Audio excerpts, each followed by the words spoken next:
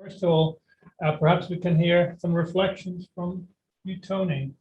You do somewhat similar or related type of work in a very different context in Kenya. So what are your reflections from what you've heard? Well, good afternoon, everyone. Thank you so much for this opportunity. I must begin by saying that I'm truly humbled to sit next to this amazing gentleman here. Starting the work in 1993 is not a joke. We just started the other day, and I know the challenges that comes with such kind of work. I admit that I have watched the video way before I came here to ITS, the one that you just seen, because I'm truly interested in the work on engagement of men and boys. So their work is known all over the world, and congratulations and continue the good work that you're doing. So I'll begin by just sharing some of the things that I've been able to pick up, because we have a lot of similarities on what MAVA is doing and what we're doing back in Kenya. Our bias is mostly on engagement of men from the context of India. There are so many similar things that we share from the presentation. And as he said, theirs was began as a call from a newspaper article. Ours began as an online campaign. And we try as much as possible to share what we are doing in different communities online.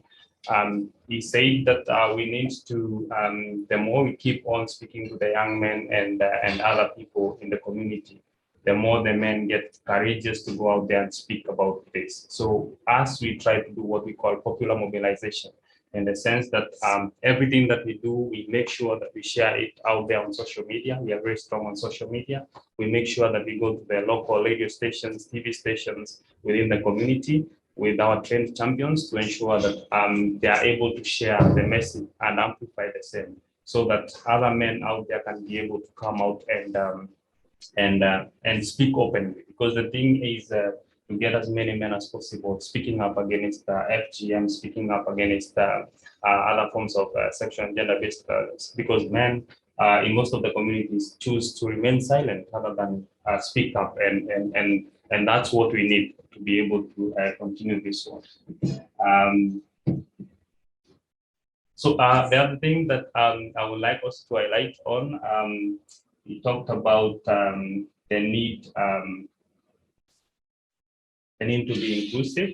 I would like to say that yes, there's a challenge when it comes to the engagement of men, in the sense that we normally work with survivors, and some of the survivors don't feel so comfortable engaging with the men. Yes, we are allies, but sometimes it's because of what has happened and what continues to happen in the society most of the time. It becomes difficult for them to trust the men and see them as allies. So that's why we need to ensure that we are able to lobby, to dialogue with them and see how we can be able to engage with them more effectively and break the barrier, so that we gain the trust and then we are able to work together. So I will also highlight briefly about our work with the men. We have so far been able to train over 452 male champions spread in like 13 counties in Kenya. So we have 22 hotspot counties of female genital mutilation in Kenya, and we are working in 2 counties that are key, that we do key interventions in partnership with UNICEF and other partners. But we are also training male champions from the 22 hotspot counties. So far, we have trained around 452 of them from the different counties, and they go out there, similar to what they're doing with their champions. They go out there and they're able to talk to other men. It's the same champions that we take to the TV stations, radio stations, vernacular radio stations, to speak to their communities and share what they have been able to learn. Additionally, we do not just engage the men. We have groups of survivors of FGM and other forms of sexual and gender-based violence that we engage in. We have footballing activities, as he mentioned. They do a lot of participatory events. Men like participatory things. I'm sorry to say that it might be a bias, but they don't like to just sit down in a class where you just telling them things. They like participatory things. So we do a lot of participatory work. We have football tournaments. So far, we have engaged many teams and around 1,000 players within the last 1 year, like 1,000 football players in different teams. So we bring them together for tournaments. We have trophies, and then we have a small token, like a gift of appreciation for the winners. And what we do is that the tournament keeps on coming back to the same community. So the one who holds the trophy defends the trophy in the coming quarter and so forth. And so on. So this also helps to mobilize the community members and ensure that they know what is happening, and also ensure that many more men are able to join in the quest to gender equality. Now, in terms of resources, he mentioned it as one of the big challenges. I would like to say that this is a big challenge also for us in terms of resources. And what I would like to say is that it's necessary that we realize it's good to have an ally who is strong enough, an ally who is well-resourced, an ally who is able to do things, because a poor ally might not be able to be so effective. So I believe that there needs to fund and also have available resources for both women-led organizations, the marginalized, and also men organizations, people working around engagement of men. And that way we will ensure that we are moving together as a team. Because at the end of the day, if you look at the population, I will give an example of the population of Kenya. It's like 50-50 in terms of, according to 2019 census. So if we leave half of the population out of the conversation, then we are not going in the right direction. We need to ensure that we move together as a team, and that way we'll be able to achieve more.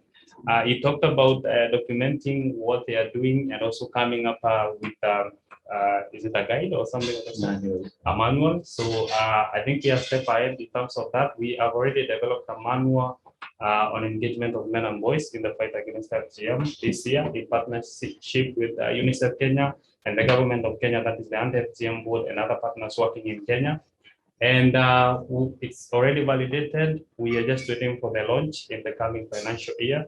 So this manual involves all the form of activities and everything that other partners can be able to borrow from in terms of what type of activities they can be able to do with the men, how they can be able to approach the influential men in the society, how to use sporting activities, and all these things, ideas, so that they can be able to engage men more effectively. So we hope to launch that, and it's going to be, it's already adopted by the government, UNICEF Kenya, and it will be shared by all the partners working in Kenya. So we hope that it will have a massive impact in the sense that everyone will be able to borrow from it.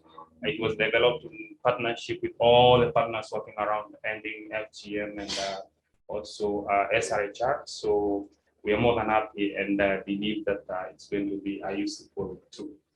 I don't know if I forgot anything else.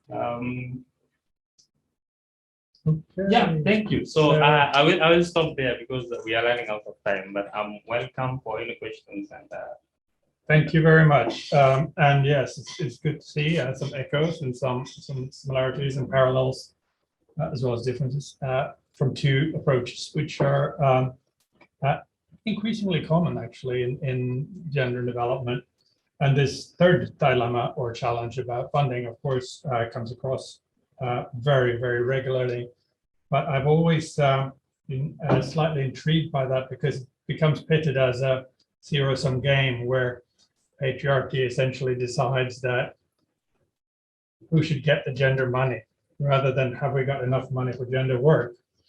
And basically groups, women's groups and men's groups are, or men's organizations working on gender equality are pitted against each other as to who really deserves that limited amount of funding for gender work.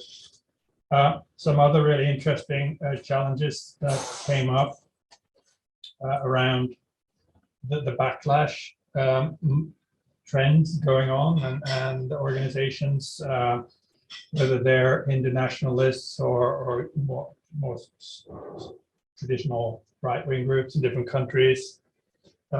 And no, I should not go into any details here and just open up the floor for reflections. I have some questions and comments, but I'll come back to those later if I have time.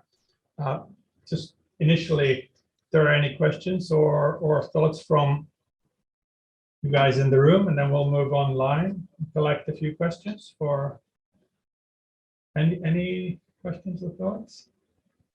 I have a question. Yeah. From both of you, from your work that you've been doing. Could you introduce yourself as well? My name is Nidhi, and I'm currently doing my master's in development studies here at IDS. And I used to work with GIZ before coming here, and I was the gender focal point there. So that's where my interest is. So just want to ask you, I worked in the food and nutrition security sector, and there were challenges in engaging men into the topic. So I want to understand from you, from the kind of work you go do, what kind of challenges men face in engaging in topics which are women-centric? Good question. From both of you. Okay, very good question. Let's see if we can get another couple and maybe collect a few. Do either of you have any thoughts or questions that you'd like to? Maybe not a question, but Could you introduce yourself as well, please? maybe not a question, but my name is Ritindo, and I'm in the School of Media Arts and Humanities. But my work revolves around working with Indigenous peoples and creating spaces for reflection and creative spaces as well. And I think it may link to what she's asking, but for the longest time, I've been creating spaces mostly for women, because women, it's easier to mobilize them, it's easier to encourage them for participation. And I find it quite challenging to have creative spaces for men that are reflective in order to maybe pinpoint the needs or the pain areas. So I wanted to find out from you what has worked. And I think I really appreciate in your presentation when you were showing some of the creative practices that you've engaged with the men that you work with.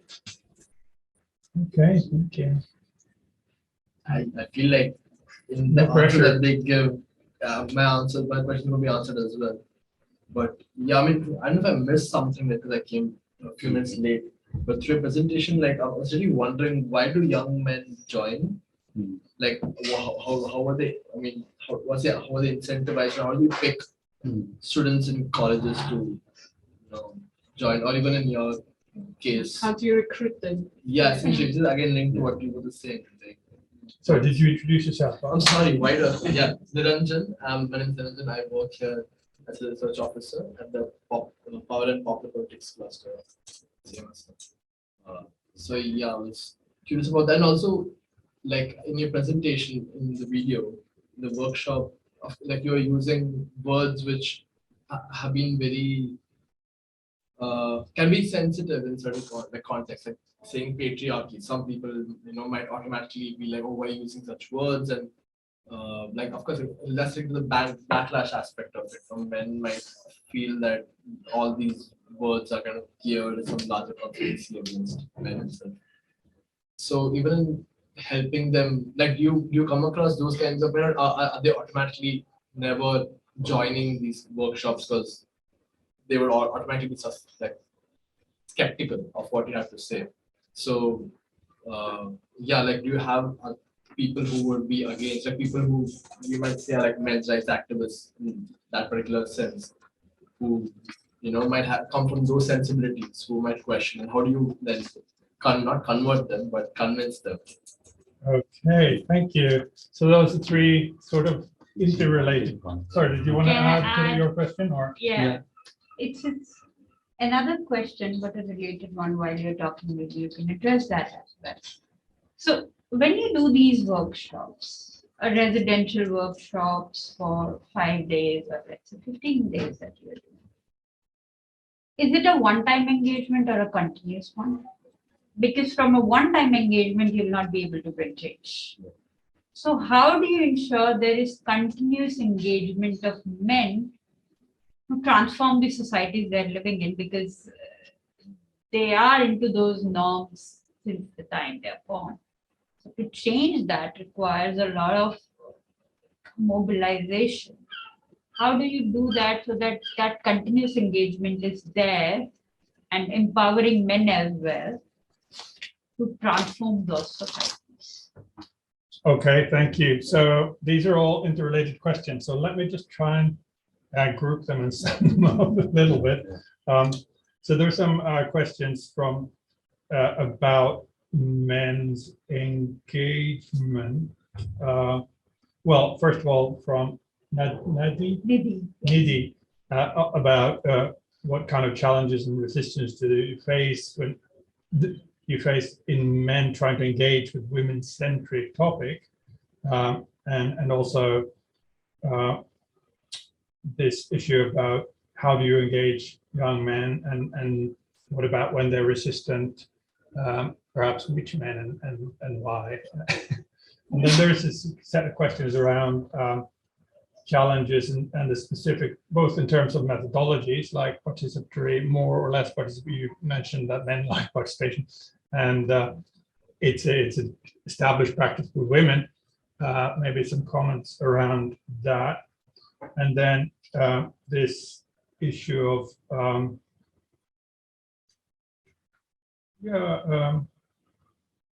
and the longer term engagement. How do you then, these are intensive activities in many cases. How do you ensure that men stay on board and or change?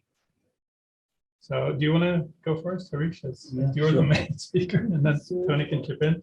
Obviously, I mean, this kind of work, as you would gauge, requires a lot of patience and perseverance. So, I would say the work on masculinity in India and even many other countries is still at its infancy. Like project-oriented work. So what happens, like when there is a project for which you get funding, you may run that project for 2 years, 3 years. Afterwards, there is no hand-holding, nothing, So just as, imagine working with a woman in the late 70s and all, when the, autonomous women's movement started, continuous efforts have been done by different stakeholders. So I may be working in the education sector with a set of schools and colleges, but unless other stakeholders also contribute, the wider change, what you would be likely to see the impact, you will not see. So, sustainability of effort is definitely a challenge, and especially, as I said, the boys are going to, they may initially be inquisitive, and you may, so, what we do, firstly, to answer your question, so, what we do is, in the education system, there are mechanisms. So there is something called NSS, which you might have read. So National Service Scheme is like the Scouts program, what you have in other countries. So if you are a member of Scouts and you wear that badge, you get that moral kind of obligation that you stand for something, Similarly, if you are in NSS, and under which you are required to do some projects which are on social, and those are voluntarily chosen by the interested students. So we have an orientation session at the start. So it's a step-by-step process. So at that first orientation session, you tell them that we have a project on gender equality and what it is going to offer, So talking about your own bodies. See, in a country like India, sex education is still a taboo, not in schools. It's a government topic. It's a state government topic. It's not a federal. So each state will have a policy. So so-called many progressive states, as on date, don't have a policy on sex education. It's not important. So when you tell these boys that this is what through, scientific and, but in an interesting manner, our people will tell you, would you be interested? Then there are boys who are interested in knowing about breakup. Knowing about what is the difference between infatuation and love. Questions which they would not ask even with their close male friends. So if you tell them that here's a space where it will be answered, and others also, so they are inquisitive. So what happens, you have to assume that if you work long term with them, that there will be dropout. You have to keep in mind that there will be some dropouts happening. But how to sustain the efforts of those who are motivated and interested, that's a challenge. So you, as you know, you said that participatory. So those participatory exercises where they are not just listening that theoretically conceptual understanding about gender patriarchy, but they are asked to voice their viewpoint. What do you think? What do you think? Then they observe that, oh, the ideas about masculinity can be varied, not the one what you see in media, not the one which is projected, right? So there is a lot of catharsis, a lot of opening up, and that one of the challenges opening up in men is a long-term draining process, and which is not comfortable. Men do not have the vocabulary, in general in society, what I mean, these are the women. So, you need to realize that for men to realize and build that connectedness, it will take a while. And my team and myself, we are constantly ensuring that we work. So what we do is, say, they are potential leaders. So we invest them in their leadership potential. We have skills development workshop. So, if you tell them that we are going to have a workshop on social media and advocacy, so, this is a subject dearer to them. They are using all the phones and Facebook and all, but just telling them that how that is connected with the social issue, how to represent that, advocate that. So you bring in some connectedness, so initially, say if you have a series of sessions, initially the number may be high and they may be drop out after the fifth session, sixth session. So one has to be prepared. So as a constant process of mentoring, you have to ensure that those who are uh, one is there may be some sessions for the general overall class, but there will be focuses on those mentees with whom you are going to work long term. So usually a 2-year kind of thing is we would like to invest, because what happens when a 19-20-year-old boy joins your class, he has carried till then all ideas about masculinity and patriarchy. So for that to wash away and for them to reflect, examine, unlearn, you need to put, so, very few people understand, including the funders. Funders are interested in the numbers game. So when I wrote that sentence, 900 men in patriarchal India are reaching out to those many other men. So only 900. They don't understand that in these 900, I work solidly and, ensuring. So one is this, so sustainability is a effort which requires a lot of concerted effort by different ways. And, so I find, methods like theater and films are something which, give them the space. So taboo topics like sexuality, which otherwise wouldn't have been talked, but through this films and all, you find and get making use of those outlets for them to, come into that space and find it non-threatening. I think that one part is covered. Tony, do you want to add to that, or? Yes, I will do a quick one. For us, in terms of engagement and sustainability and how we get the men attracted to what we do, in some of the communities, in most of the communities, when we are training our male champions, we select the influential people within the society.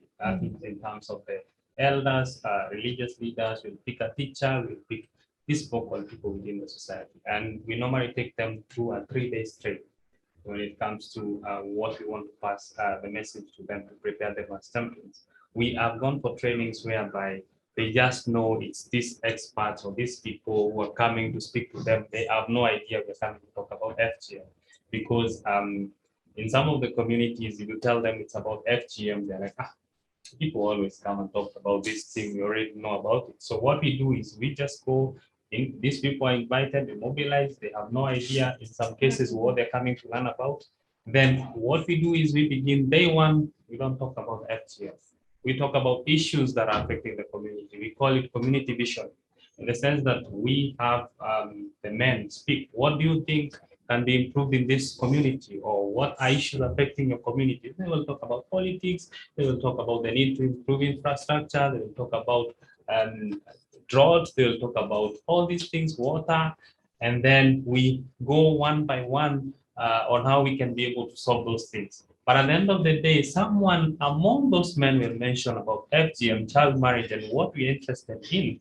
So we discuss about other things and we find solutions to them, and then, okay, we know what we want. So when we get to FGM and child marriage, you tell them, and how about this?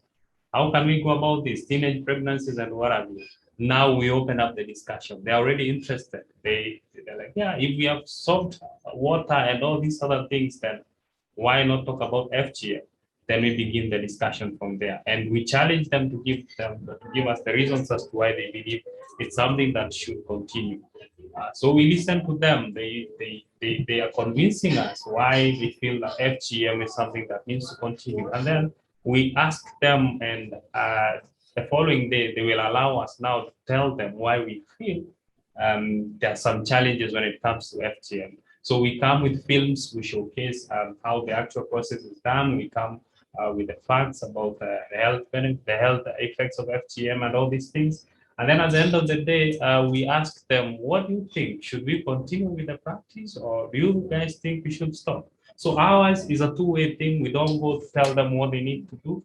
We always have a dialogue with them. And I can tell you, I have seen men shedding tears in our trainings, very senior men in the community, after realizing what has been happening to the women and girls, because ours is not us sitting there and like imposing things on them. It's a dialogue. We have so many activities within the 3 days, and that way we are able to open up the space and have a conversation. When it comes to sustaining our activities, as he says, for us, we target the key people in the society. These are people who have platforms. If it's an imam, he has a platform every day on Friday, the mosque. So if we are able to convince him to be able to speak to that in the platform that he is, if it's an elder, he is sitting down in the gatherings within the society every now and then, so he can be able to pass our message. If it's a teacher, he has the platform. If it's a priest or something of the sort, every Sunday he has the congregant. So that's how we are able to sustain it. And then at the end of the day, we also do follow-up activities with them and visit some of the communities and see how we are able to sustain the conversation. Thank you. Thanks, Tony. I think we both answered a lot of those questions quite well, like how do you engage young men? Sometimes you don't just go in and talk about, we're going to talk about gender and patriarchy. Yeah. So I want to answer that part, that what you saw was a part of a workshop for the mentees who are selected. So what happens, like what are their initial thoughts they are expressing, like the first slide, first visual in that film. But what happens is, these terms and all, only after certain sessions are done, then only they are, uttered. Yeah. Our main challenge, that's what in simple language. Say, for example, even the words LGBT, there are films made which I use where, none of these words are there. But the conceptual understanding is clear through dialogues and through, simple language, that having feelings for the same person, so we ensure that, instead of, as you said, words like patriarchy and all, but explain that in a simple way. That is definitely part of our thing. It's only when after the 5th day those sentences were there. So it's a film made, with flashback going back and forward. That kind of. Okay, so thanks. So we have quite a few people online, including some former students and partners in our program, like Devota, Harish Sadani, former student, I believe, and many others. So if you're online, I would encourage you to put questions in the chat line or possibly even raise a hand. That's another option. And we can bring you in. In the meantime, I'm going to ask you a little question. So, and it's a question I think I've asked you before, Tony, in a different setting. Yeah. Which is kind of, this is all about changing mindsets and, as you said, Harish, the roots of the problem lie in attitudes and mindsets. But my worry is about what do we do about those more systemic moorings of privilege and male-centric overrepresentation and essentially patriarchy.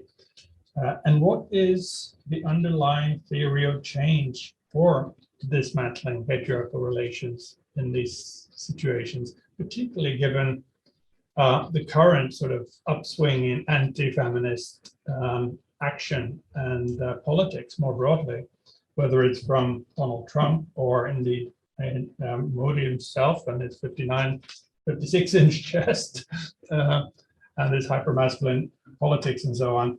In the broader picture, I recognize, of course, that nobody can change the world single-handedly. We all work in in our sectors and our limited areas. And, I appreciate that your work is broadly cultural and it touches a lot of different modalities to sort of enter that discussion and broaden that conversation.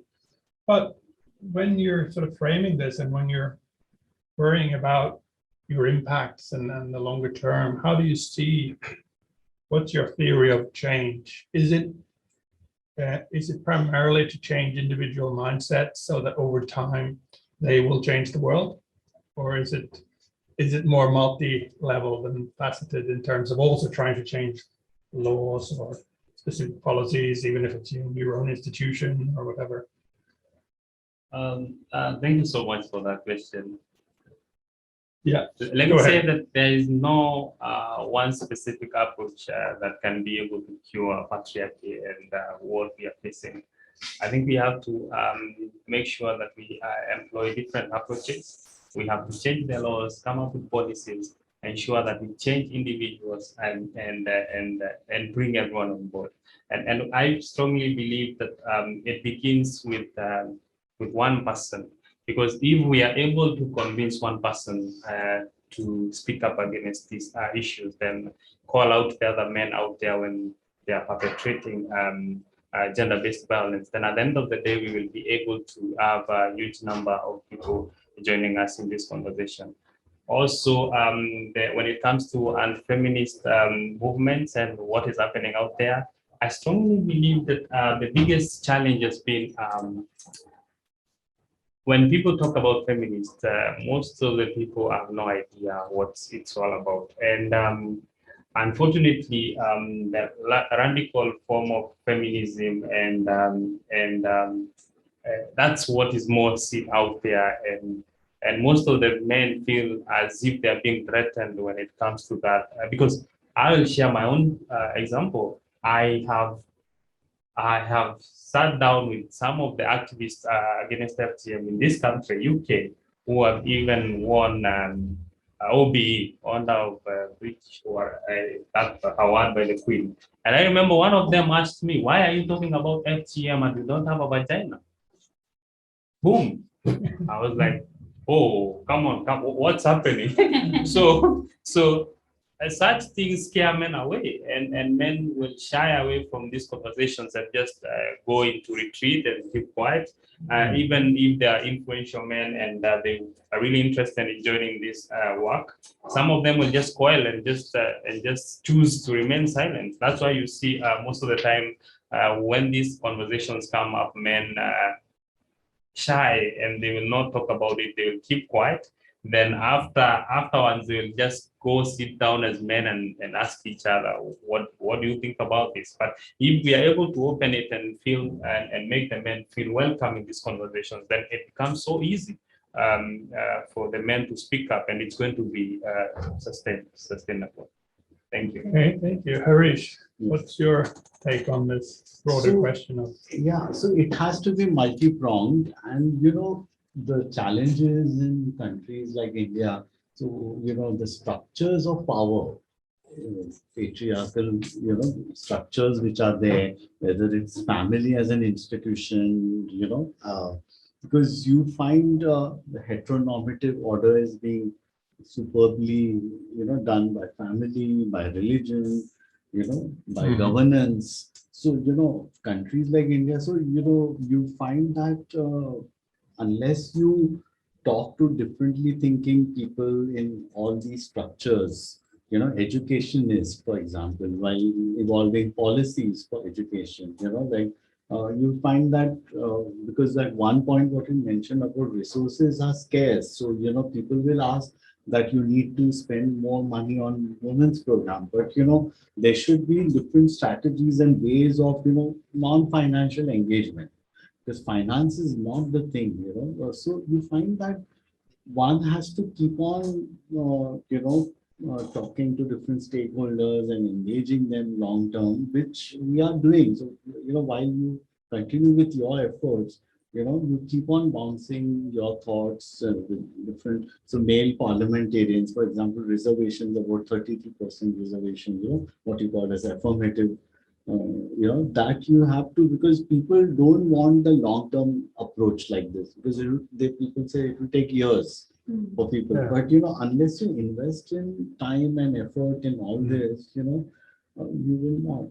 And I find that we are really going through quite a difficult time, with so many dangerously things creeping up, where, under the garb of religion and all, more and more restrictions on women are being enthused. And, if women are using social media, then they are also, censored and talked about, including film actresses are, trolled. And so we find various ways there are these reactions coming up, and unless and until we have a concerted effort, to talk to different players and involve them, when we're talking about male engagement, there's a dearth of role models.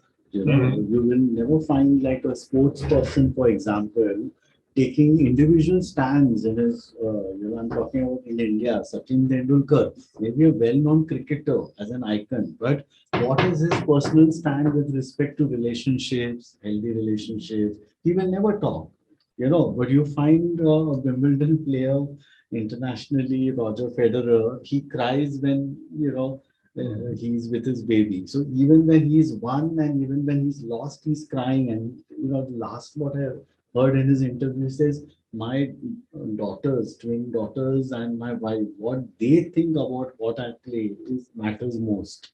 So, you find that people are emoting their thoughts at a personal level and professional level. And so there's a dearth in the field of culture. You'll find there's a dearth of male actors who would take a stand. There are many number of filmmakers who are making differently thinking films on women, but they are not touching the masculinity part. So, corporates are having CSR program, and one of the pet program is empowerment of women, but they will not talk about engaging the male staff.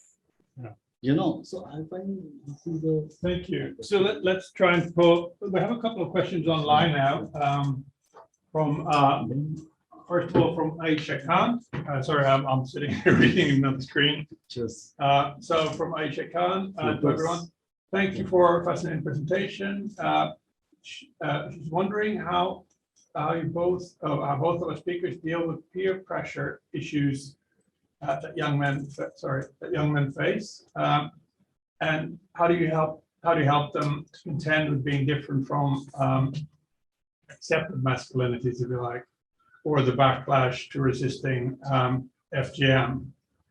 Then there is a second question. Shall I read out the second question as well? And you can. Second question being from Shikta Sharma to everyone. Building upon that question, I presume that question is Aisha's question. How does household as a site of contestation and power struggle and inequality, how does it play a role in the journey of men becoming agents of change, especially when they see GBV in their homes and their inability to do anything about it most of the time? Is that clear?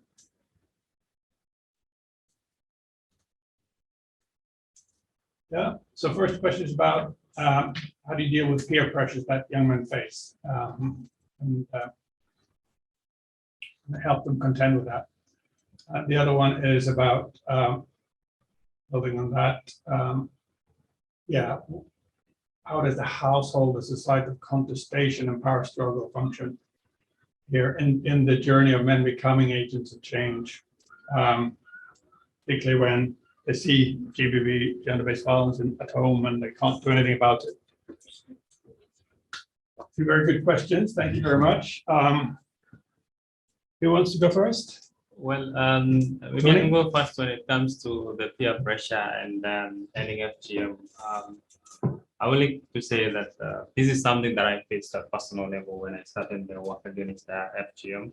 In my community, a man speaking about FGM is like unheard of. Like people start to wonder what type of a man are you, or what's wrong with you, and but being persistent and being consistent and speaking up and also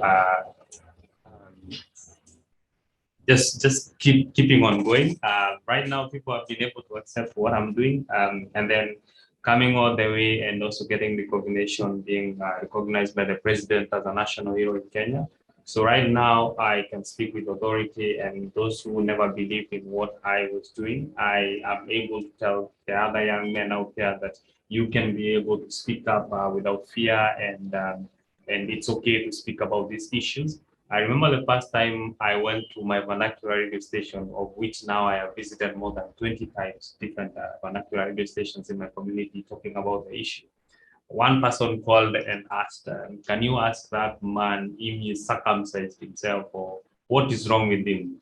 In my community, being circumcised is a big deal. Like, so they did not understand what's wrong with me, that I'm here talking about vagina, talking about women, and it wasn't easy. But now, But how do you use your personal experience Yes. to support those other men yes, to deal with the peer pressure they face, yes. which will be very similar to yours?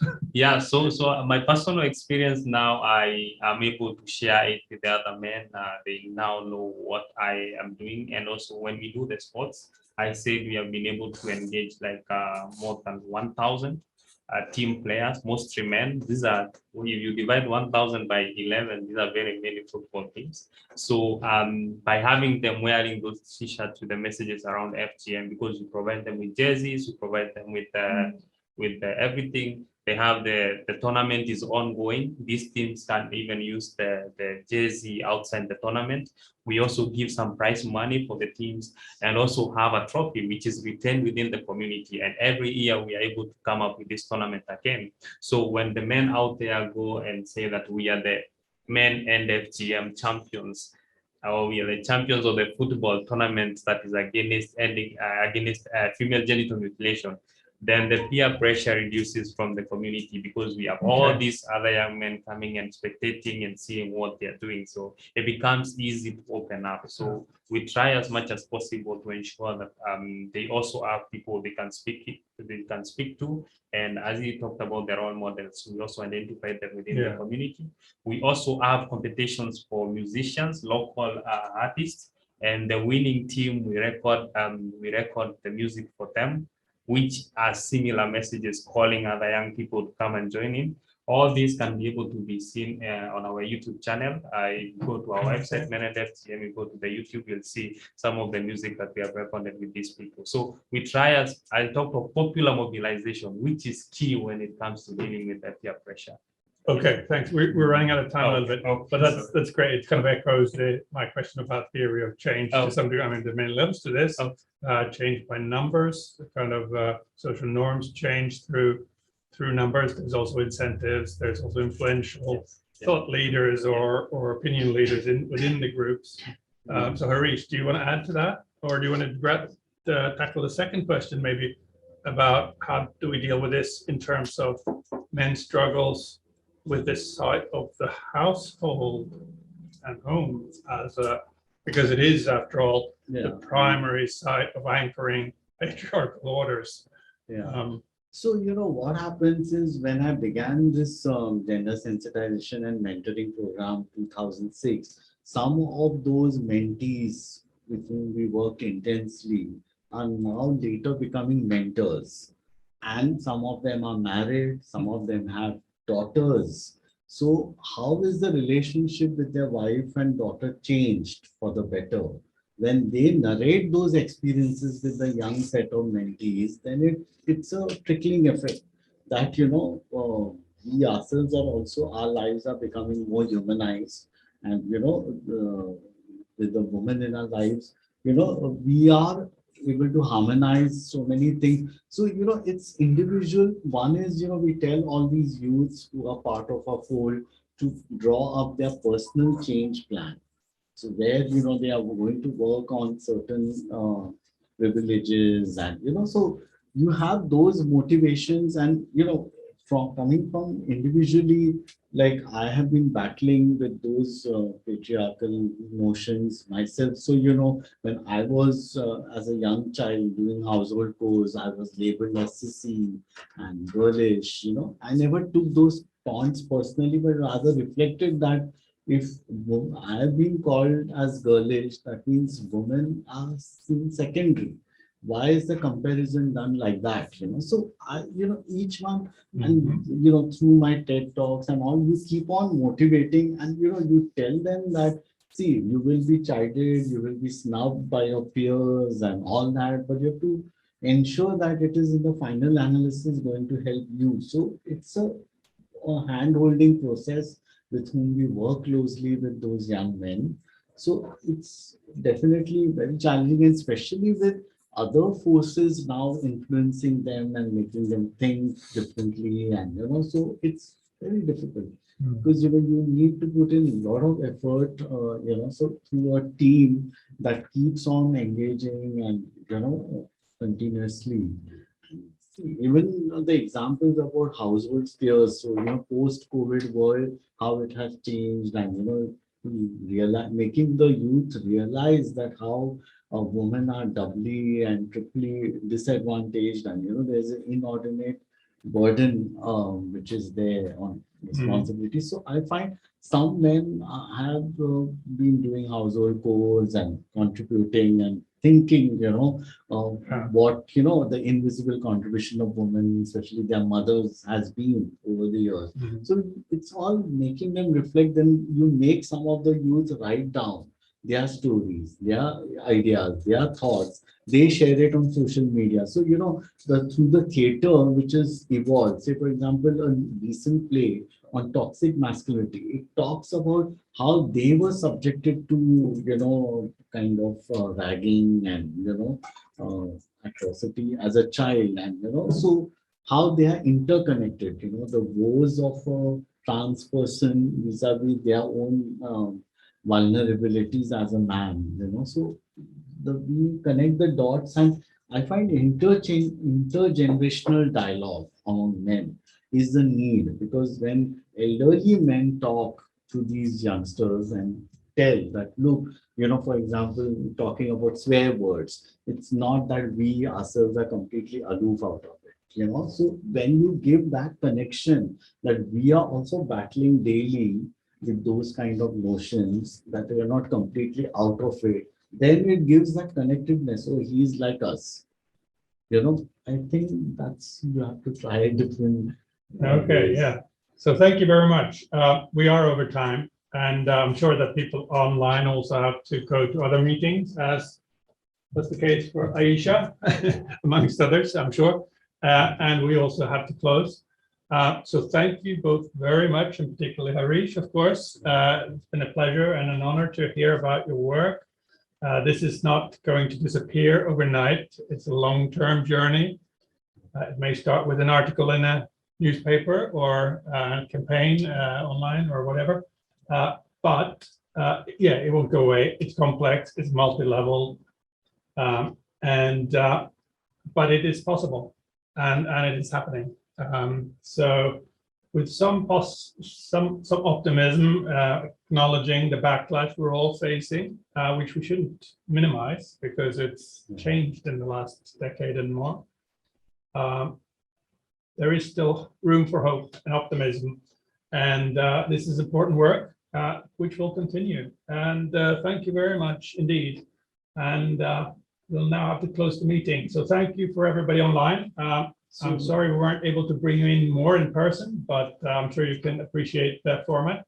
So could I make a request that a small picture can be taken as we are, just for my posterity, for my record, that, we did a session, the number is not, if you're okay, then, Ben can maybe take a pic. Are you okay to do that, Ben? Okay, so final picture. So if you're online, feel free to log off. We are now closing the meeting.